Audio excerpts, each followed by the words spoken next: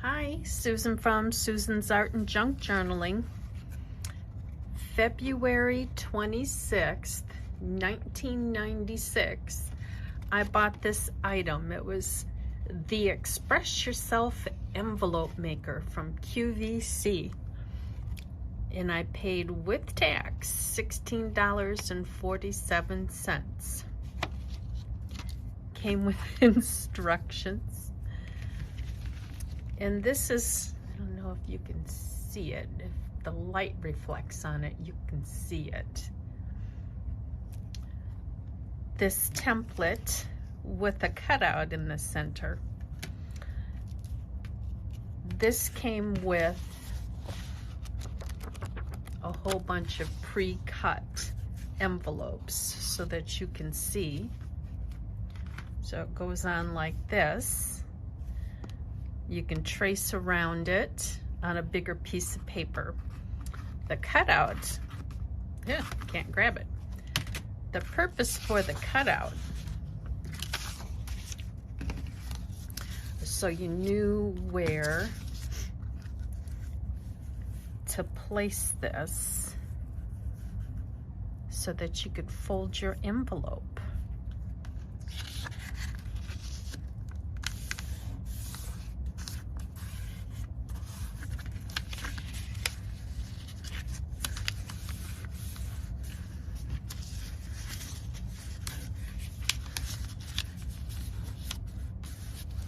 I didn't center that very well. See how crooked I am?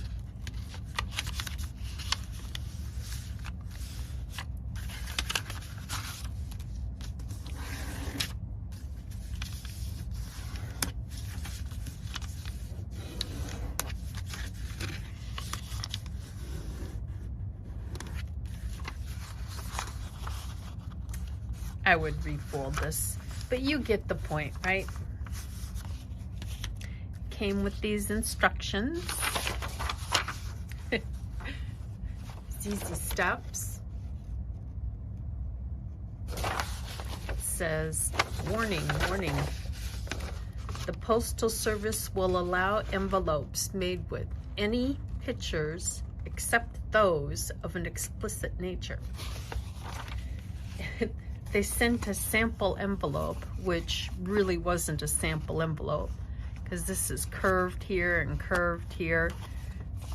But I guess the point was you could use any kind of art to make into an envelope. I've got an old atlas. Don't even know. Oh, my eyes can't see the date on there. Can you see a date on there? I've got a big atlas, got a big book of winter gardens, cheap scrapbook paper that I can use to make envelopes. So let's give that a try. I line the edges to here and here.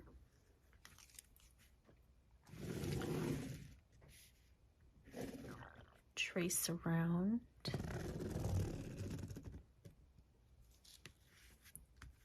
Try not to shift it. And I found it very helpful if I trace the center. This way I will be assured that I'm folding it so that the envelope comes out square.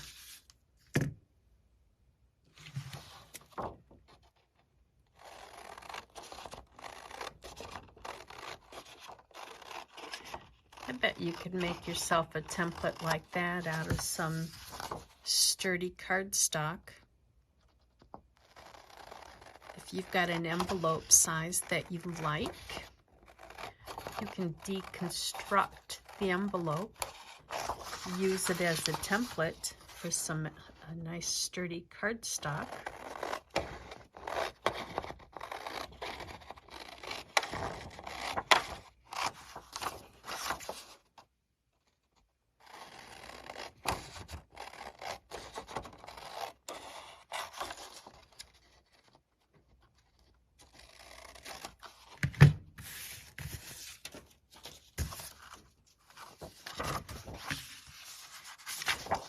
Let's see, how do I want to do this? So,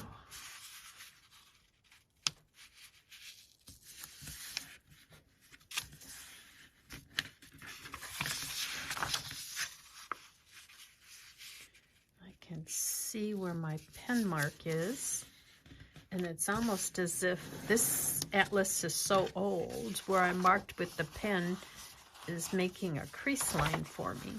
So I can see this line, I can tell where I need to fold.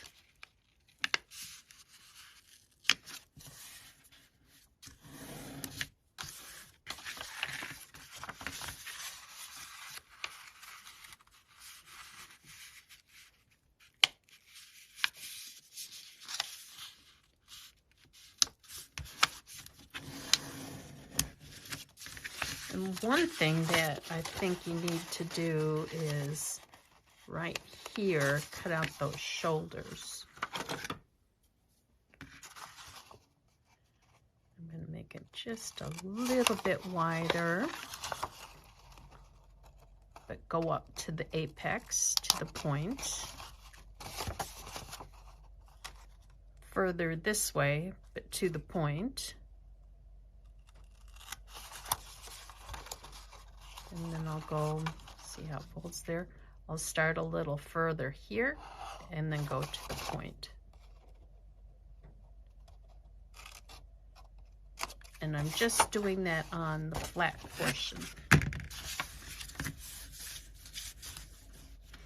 don't need to cut this part. I think I will do that one last, because I can see where I need to bend this too, where it lines up. Fold that back down. And there we go. I'll show you all the envelopes when I'm done making them. I've found using the 12 by 12 scrapbook paper, of course, lining this up in the corner gives me enough room on the top and the side to get little journaling papers.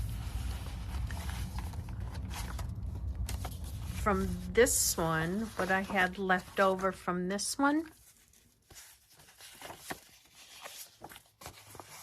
I got 3 journaling cards that match and fit perfectly inside. And the same with this green one.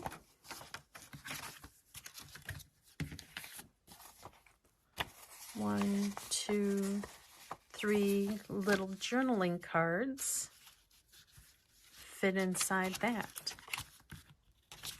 That's an efficient way to make some junk journal ephemera. This envelope maker is not quite 4.5 inches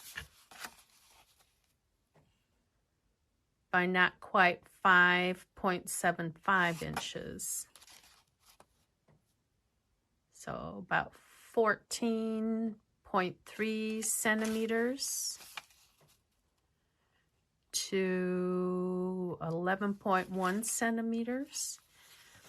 And this template itself is 7 7/8 square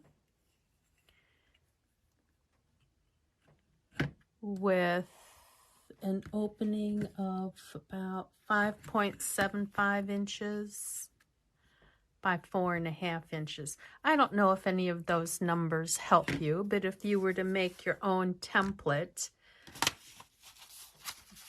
it's pretty efficient using one 12 by 12 and getting lots of outcome with it. The easiest way that I found to fold down this, taking, well, I think, yeah, that's a little crooked. Taking my ruler and creasing it. folding it down. Yeah, that needs to go a little bit more. That's a little crooked. There we go. That looks a little better. And then again with this one, I got 1, 2, 3 pieces of paper to journal on that match.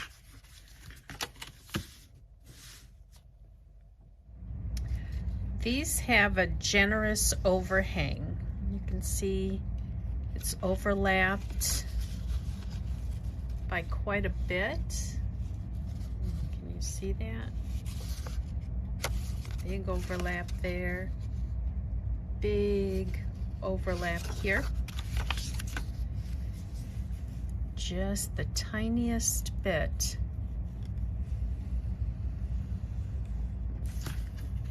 A little bit here to glue that flap down. Just the tiniest bit of glue.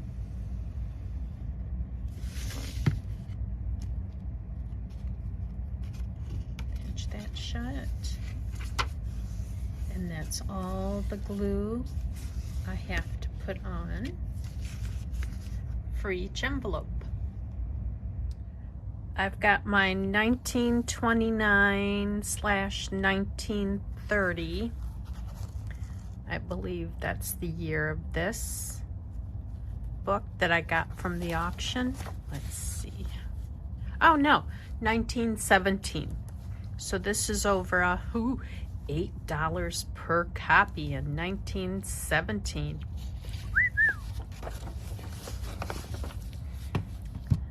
There are several addresses with these advertisements, like right here. Right here. I'm going to cut out, since I made 5 envelopes, I'm going to cut out 5 addresses to glue onto my envelopes. These advertisements look a little thin. I took some, you know how you can go to IKEA and in the kids section there's a big old roll of paper.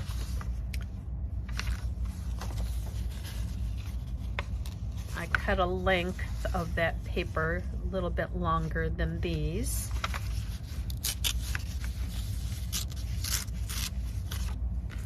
That way I can put this on here and then glue it on there. I might tear it a little bit smaller. I think that might be just a little bit too big.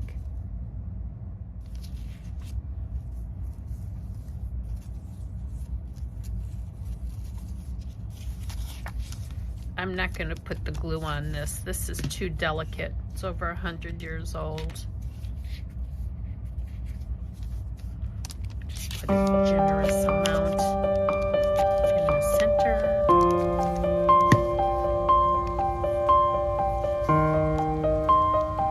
And then I will tear it smaller.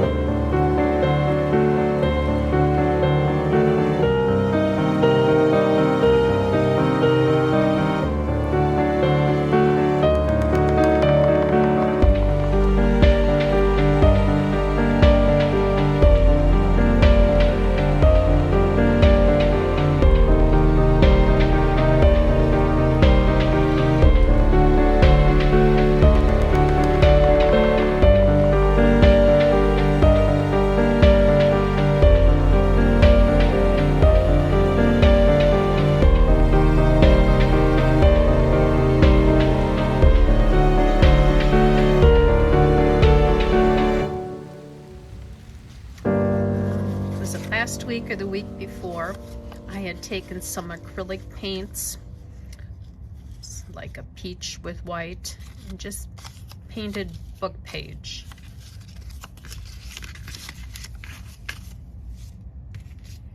I've got my vintage stamps and I'm gluing on to here.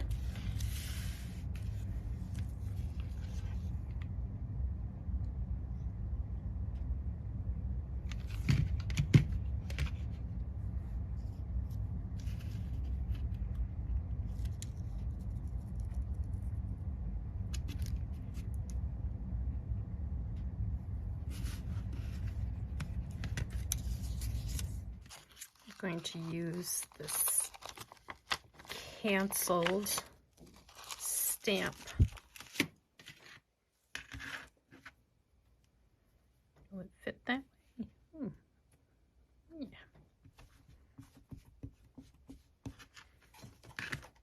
Got my Ranger Archival Ink Jet Black.